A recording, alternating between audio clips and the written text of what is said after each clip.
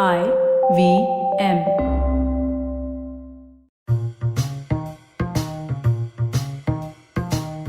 Hello and welcome to the Wire Talks. I'm Sidharth Bhatia. As India grapples with COVID, the government in Delhi is going ahead with its planned redevelopment of the Central Vista, a 3-kilometer long path that connects India Gate with Rashtrapati Bhawan in the capital. The entire project is estimated to cost 20,000 crores, and at the end of it, many existing buildings will be demolished. A new parliament building, as well as new residences for the Prime Minister and the Vice President will come up. Some of the buildings that will be brought down include the National Museum, the National Archives, and the Indira Gandhi National Centre for the Arts. The entire plan is coming for a lot of criticism for the expenditure, the lack of transparency, and for needlessly building a new parliament when the old one is still standing solid. Among the critics of this project, this expensive project, is Gautam Bhatia, architect, sculptor, and author whose books include Punjabi, Baroque, and other memories of architecture, Stories of Stories, and Delirious City, which is quite a good read, by the way. Bhatia joins us today to discuss the Central Vista project and why it is attracting so much flack. Gautam Bhatia, welcome to the Wire Talks. Thank you, Siddharth. Thank you very much for having me.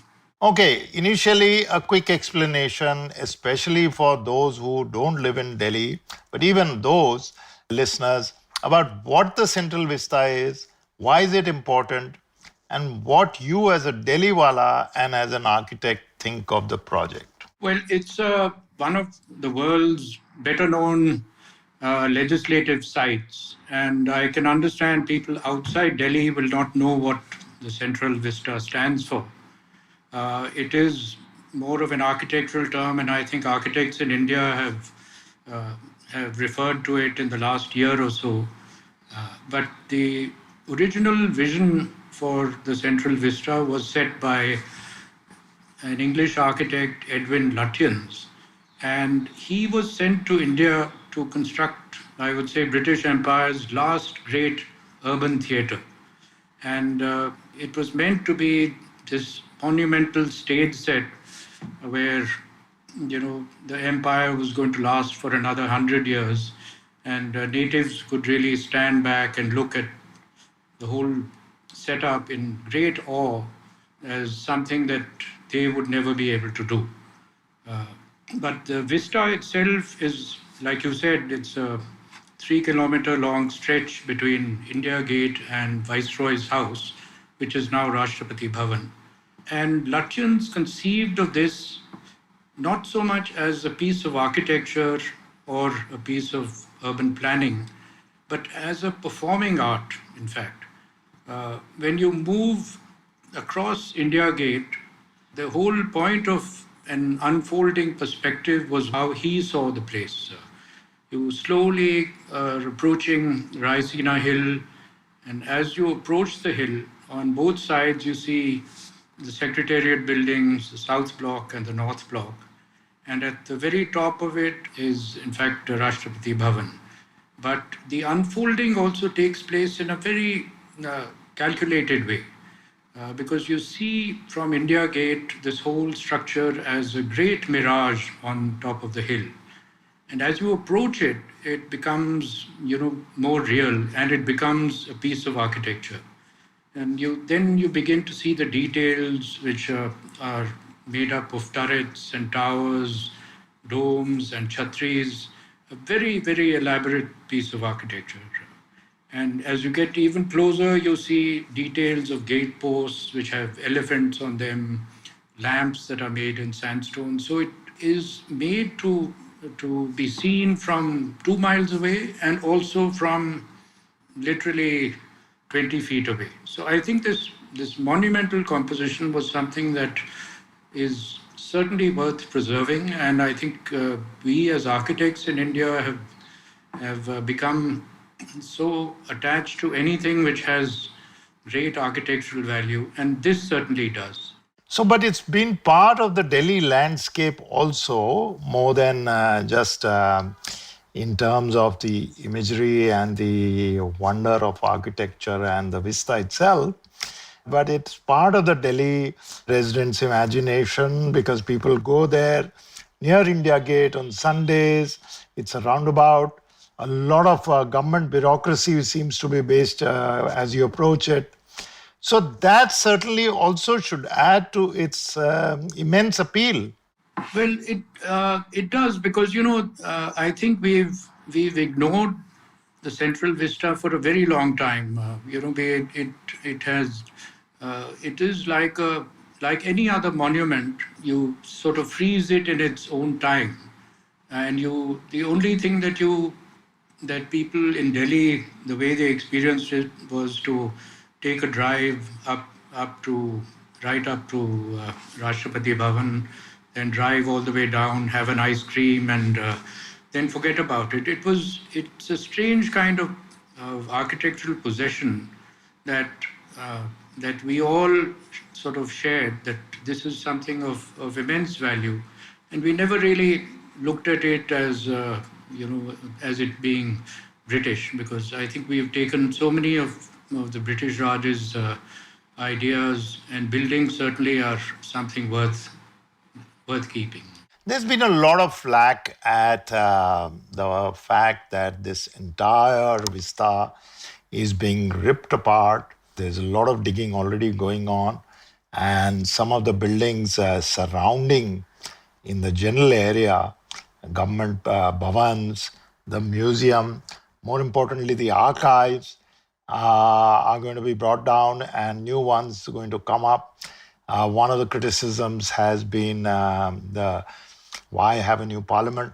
But what are the other points? Is it the budget, the timing, the opacity, the kitschiness, the destruction of heritage, or because people have perceived it as a needless ego trip at a very, very bad time? Is it political, the opposition, or there is a bit of all this?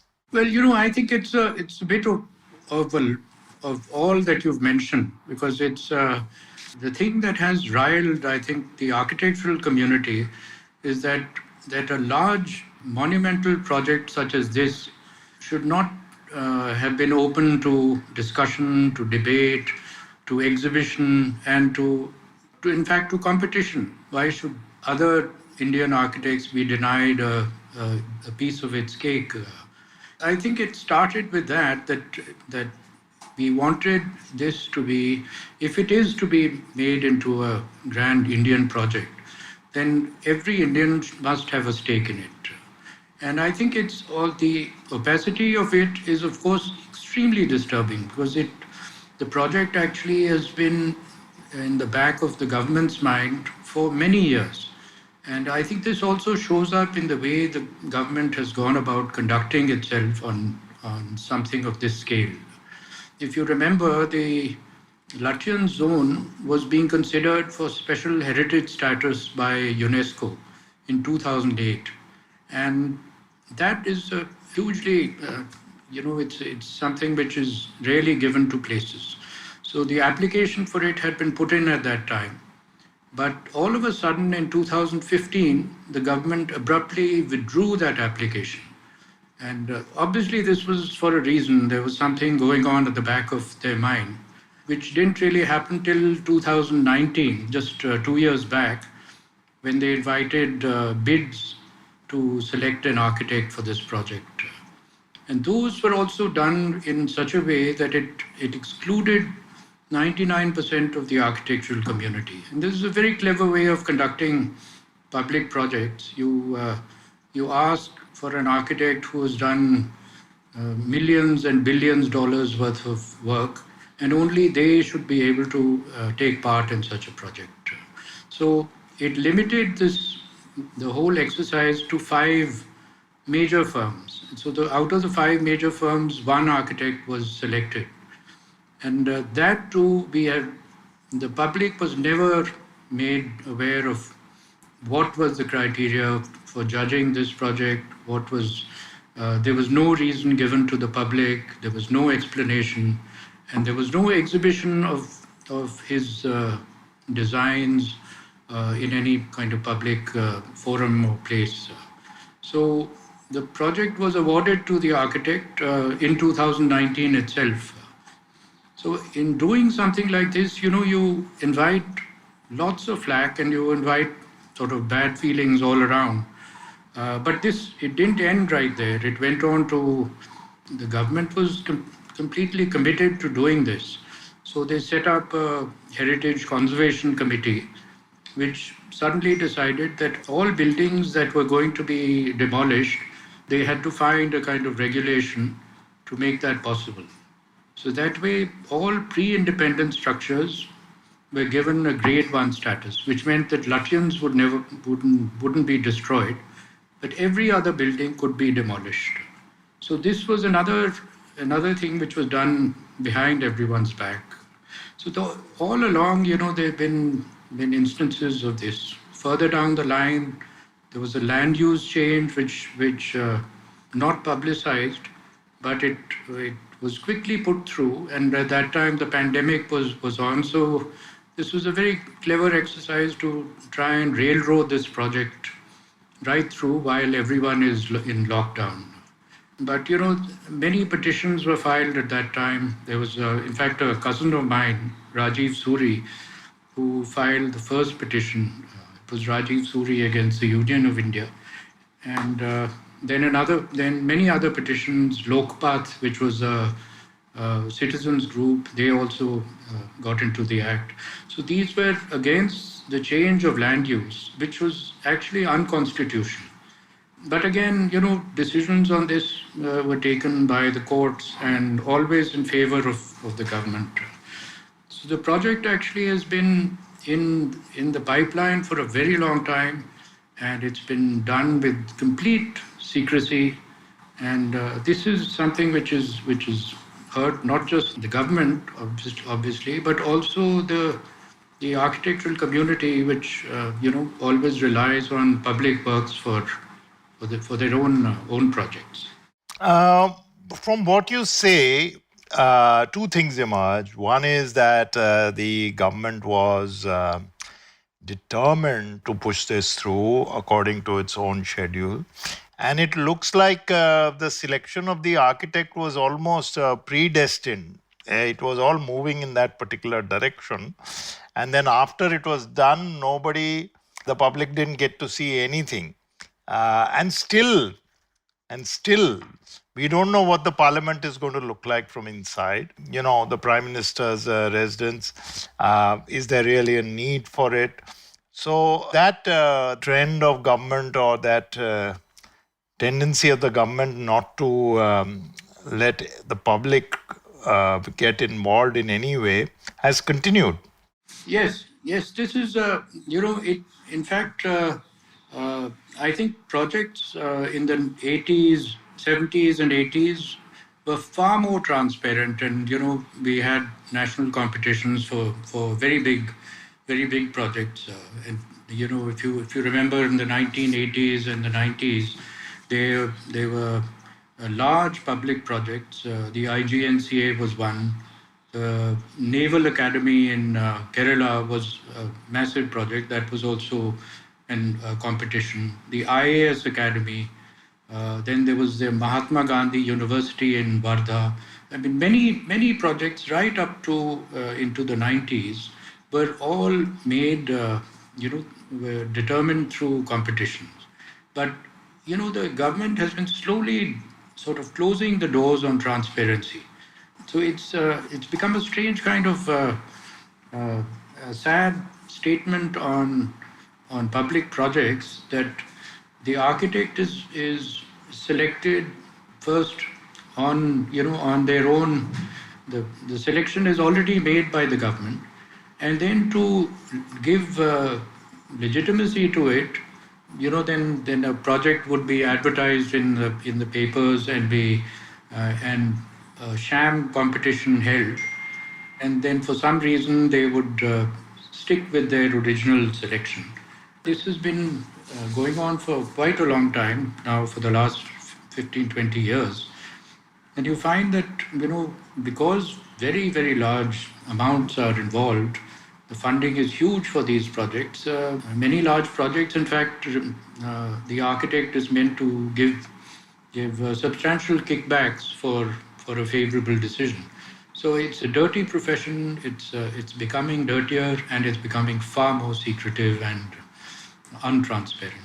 Surely, whatever the government did in these circumstances, there is a role for the architect himself or herself who's selected to, there's a responsibility on their part to at least, ethically say, talk about it or not get sucked into this entire process.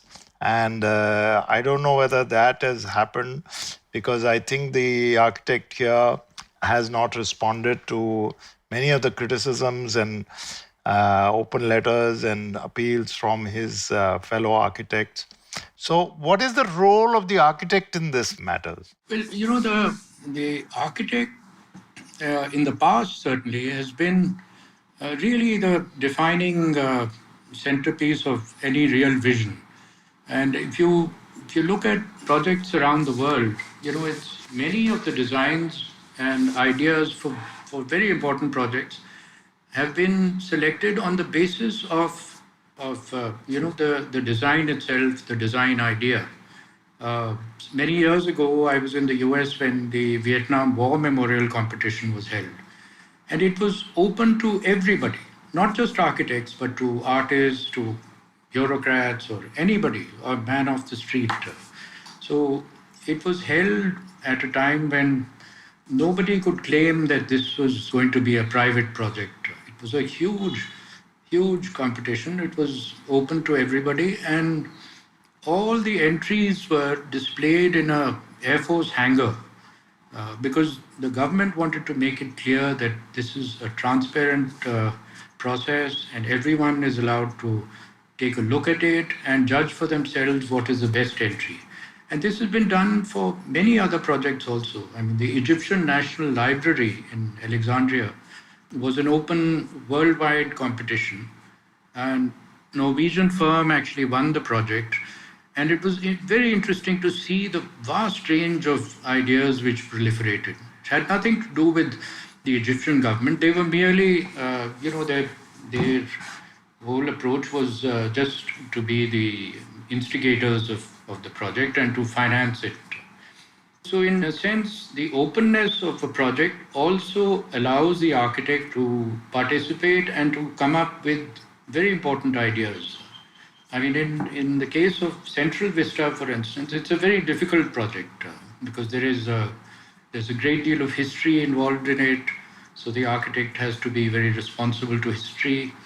Now the almost, I don't know the exact area of the square footage, but a vast amount of new square footage, probably doubling the footprint there, is going to be added. So it's not just a matter of saying that I've accommodated 400,000 square meters of office space and I've given library near the entrance. This is what the government had asked me for. But the architect actually ends up going several steps into the project and also suggesting ways in which things can be organized, ways in which people can live, ways in which new offices can be organized. So it's a hugely important role. And of course, the more interesting and at our very doorstep is, of course, Corbusier's Chandigarh. It's never really been called Nehru's Chandigarh. It's been called Corbusier's Chandigarh because the vision for it was defined by Le Corbusier, and the government and Nehru. They were merely commissioning agents in a way. So I think the interesting thing to see there in Chandigarh is the range of architectural ideas which put together to, which make it so typically Corbusier. There are broad leaps of the imagination. Art has been inserted into buildings. There are upturned roofs. There are buildings within buildings. So they're very bold structural ideas. How much of that is going to be allowed in at the Central Vista is a big question, because at the time Chandigarh was built, things were, I suppose, the security wasn't a major issue.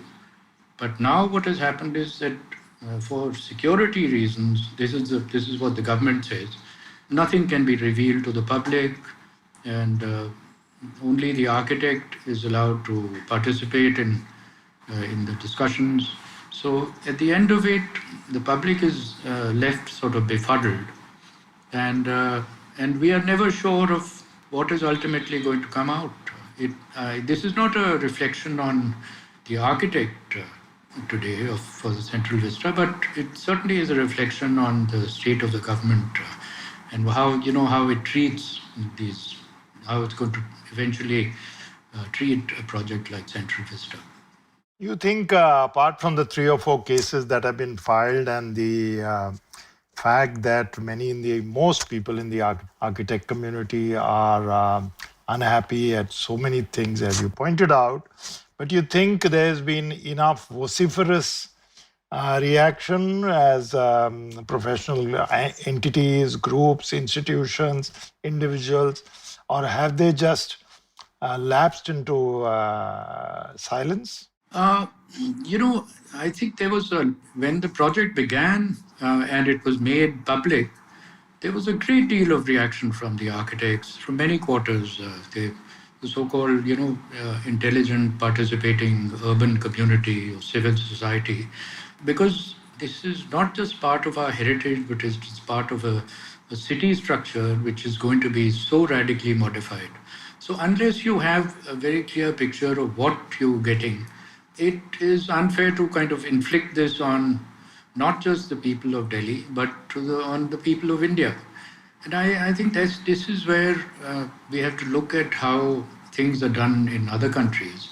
But we've never learned from that foreign experience, because I know in Jerusalem, for instance, there's such active participation in any minor change which is going to happen to any piece of architecture there, that what they've done is they've built a massive model of the city, and it is placed there in one of the municipal museums, so that if there is a new building to be added, the architect of that building actually inserts his building into the city model, and it is left there for a week or 2 weeks, I don't know how long, but in those 2 weeks, if people have objections to the building, they are recorded, and the architect is given a clearance depending on whether there are objections or people want it to be built.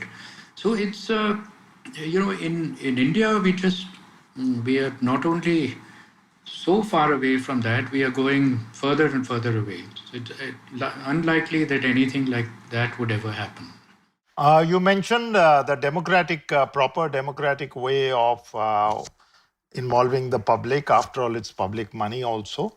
But you mentioned the Vietnam Memorial. There is, of course, the Notre Dame. But there are many examples from history. Albert Speer making architecture on behalf of Hitler. Of course, that was only a nominal democracy. Italy is another. If you really want to go back into history, all the Maharajas, the Mughals, etc., etc. So there are those examples also. Yes, those are the examples which we don't want to emulate. Those are, if you think about it, how does any government or elected for a short time decide on the architectural legacy of a country? It was all very well for the empires to think of architecture as a legacy, because they were going to be around for hundreds of years, whether it's the British Empire or the Mughal Empire. And certainly Hitler had similar plans, and so did Mussolini.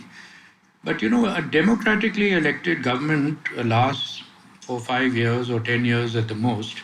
So how are they supposed to decide on what the country needs for the next 100 years? And I think it's very presumptuous for for our leaders to suddenly decide that this is going to be the new India. And the new India is always going to be changing.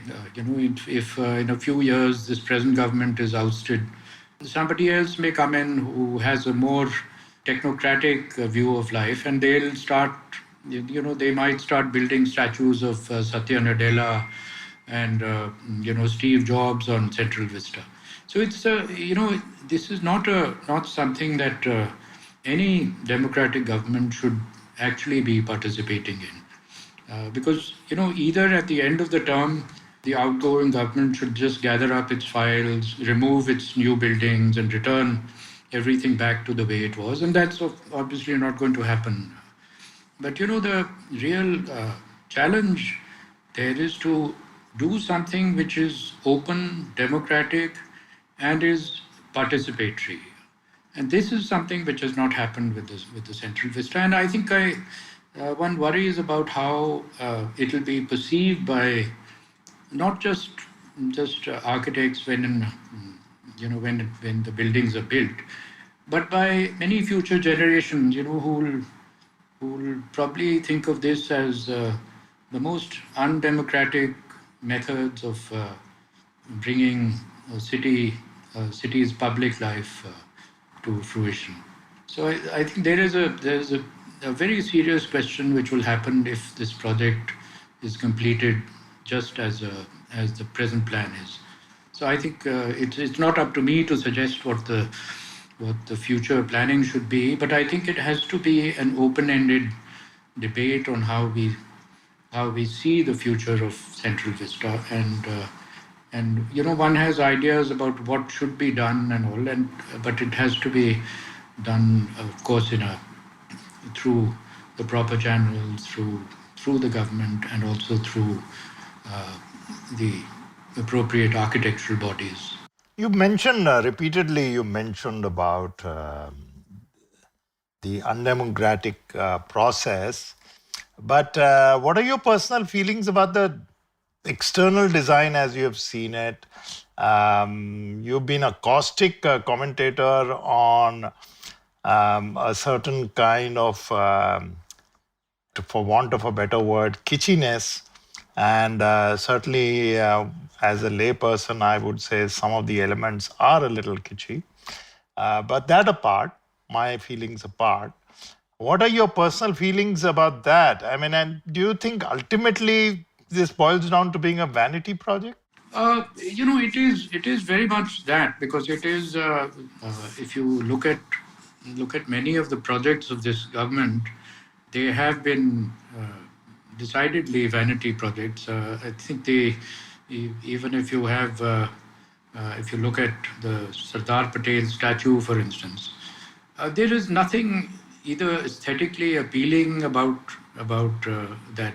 The idea of building, 1,000-foot high Sardar Patel, it adds a special meaningless to the landscape, and I think this is a kind of desecration which is brought about not so much by profusion of ideas or anything, but or kitschy ideas, but by the fact that monumentality is used as a condition to project its own vanity. The government should try and do something small for a change. Do a very small Sardar Patel somewhere where nobody will notice it. And it's not, I mean, I'm being a bit facetious here, but what happened there was that the idea that you have this massive building in the middle of this remote part of Gujarat, completely inaccessible, and it's already made such a terrible environmental impact that people are sort of wondering, what this was all about. It was called at the time it was built to be the new. It's going to replace the Taj Mahal. This is going to be where all the tourists will land. But it's not happened. It's not likely to happen that someone will travel hundreds of miles into this what was once very beautiful countryside, and it's been completely destroyed and desecrated by this monumental folly. And so I think the government's view of building something, and something so gigantic, that it's that seems to be the problem with the present regime. And it's as you know, it you can talk about how much money it's being wasted, or how the environment is going to be destroyed. But those things aside, you just cannot. The idea of art and architecture just does not sort of appeal to this government, and I think they just want to use both art and architecture to address their own agendas. You think there is any kind of larger symbolism also involved, doing away with the vista? There is Nehruvian India is just one major part of it. Of course, there's an element of the colonial past, but many of the post independence buildings were part of institution buildings of post independence India. So, is there is, of course, if one wants to carry this argument further, the Indira Gandhi Centre and things like National Museum, which represents a certain idea about what India stands for and was. Do you think there is that symbolism also? It's a There is to some degree, yes, but I don't think there is anything overtly Hindu in the new buildings that are suggested. They are very extremely modernistic designs. Whatever one has seen from the outside, because for security reasons, nobody is allowed to peek into the design itself. But it's in any case, what was saved, what that entire stretch actually has been valued as very much of a colonial state set, and it will remain colonial. It'll always, the actual inspiration from the new buildings has come from the colonial past and not so much from Nehru's background. But I think we all actually have accepted that these buildings, the secretariats, the North and South Block, the Rashtrapati Bhawan, even the old Parliament House and India Gate, these are exceptional buildings. There is no question that these cannot be duplicated anymore. You don't build using elephants carrying sandstone from Rajasthan and on their backs, and so merely in the understanding of construction technology and materials, these are just great pieces of work.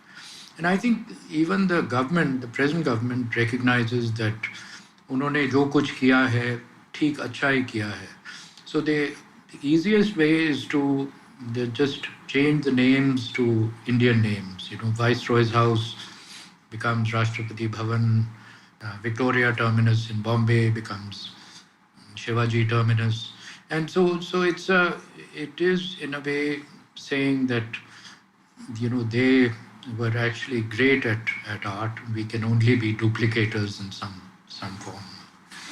But to Siddharth, to come to your larger question of what is going to happen when culture is moved out of the Central Vista, I think that is far more disturbing than seeing what really is the design of the new buildings or how they conform to all the bureaucratic regulations.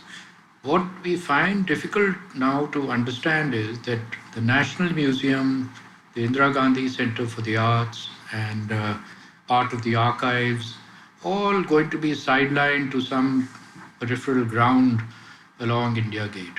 And this is it's not so much a breakup of what a Nehruvian vision was or anything, but this is a breakup of Indian culture.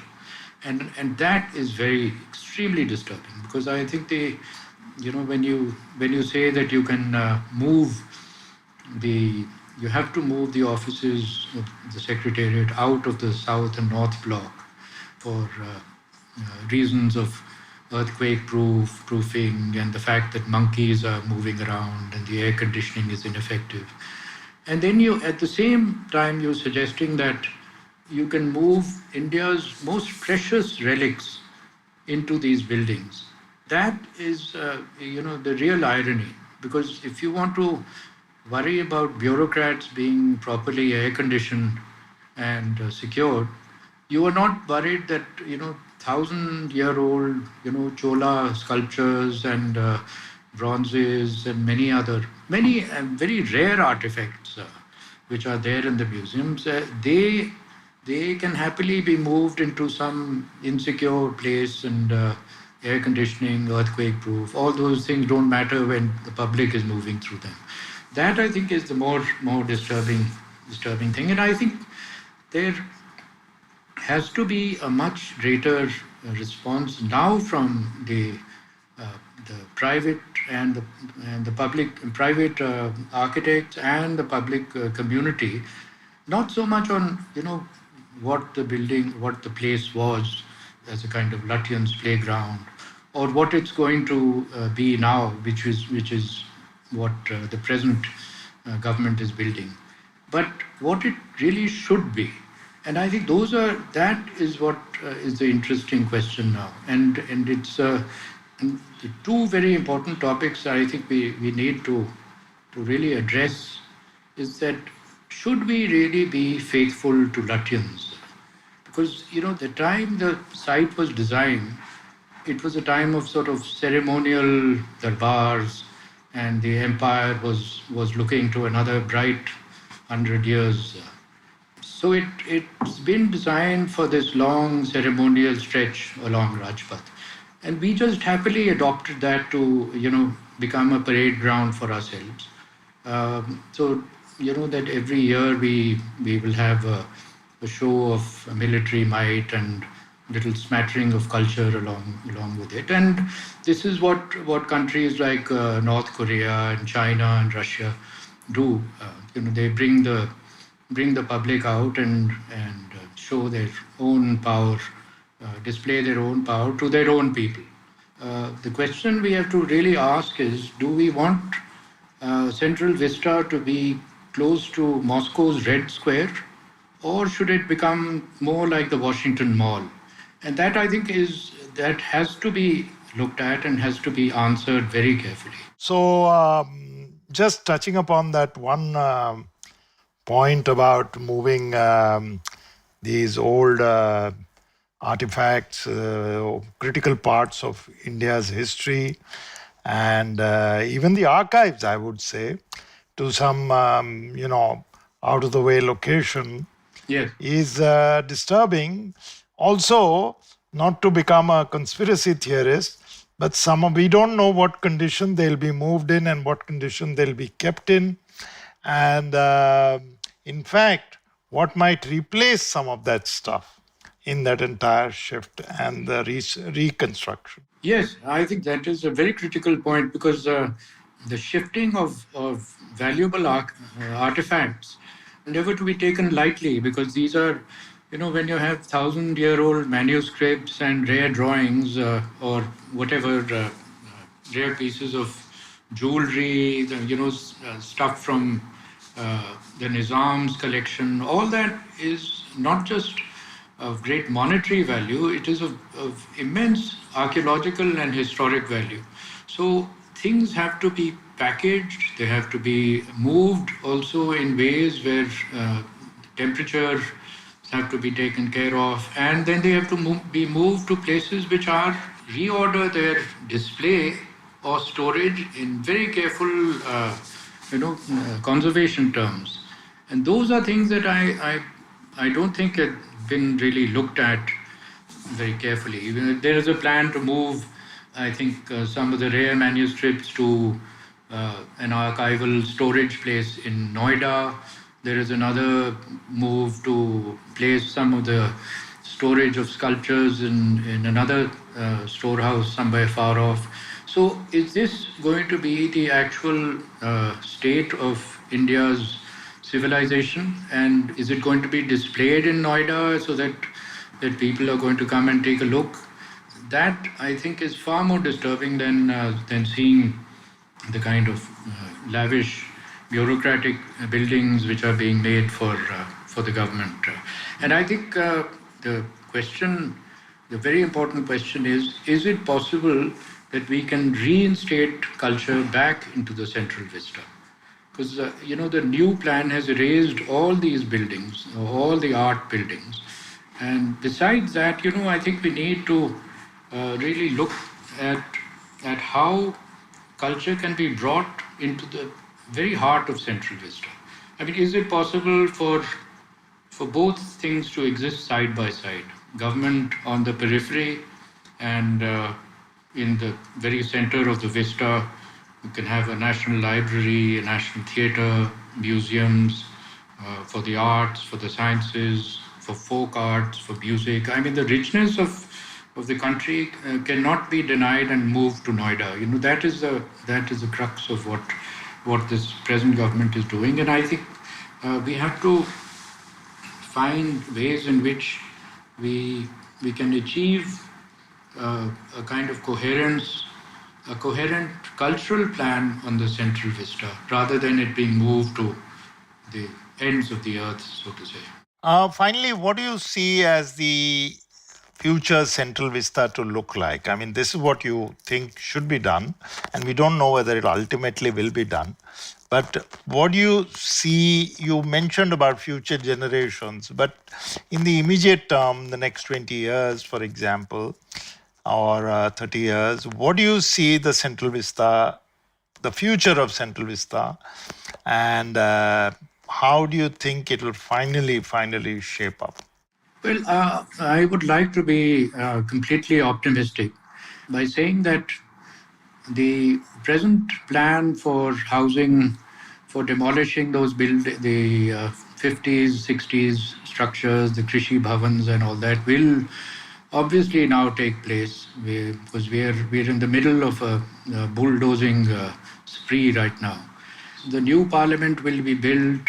There'll be, bureaucracy will stretch its arms along the parallel edges of Central Vista. But my feeling is that we will come to our senses, we will create something extremely valuable in the center of the Vista itself.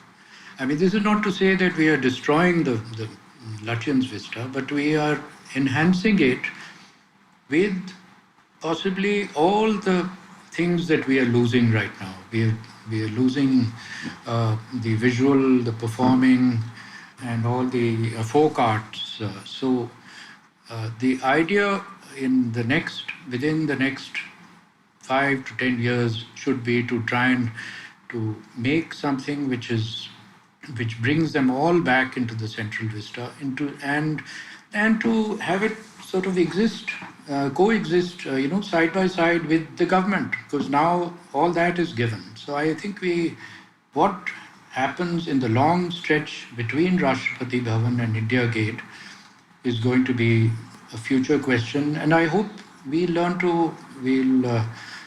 answer it now, because the point of, after all these legal battles, after all the hectoring and accusations, all the recriminations, there should be a happy ending for everyone. The government can have its cake, but I think we should also have a part of it.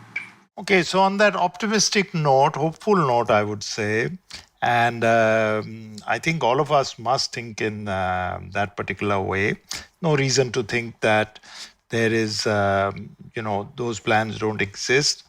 This moment, the rush is to build a parliament, and the bulldozing spree is going on to demolish all this. But we hope that people, culture, legacy, the involvement of the public at large, which can remain connected to its past as well as look to the future, is going to happen.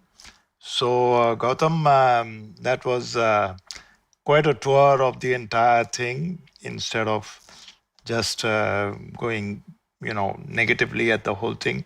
So I hope good sense will prevail, as you said, rightly. And we hope that something very, very positive will come out of it in the end. So, on that note, thank you, Gautam Bhatia, for this discussion.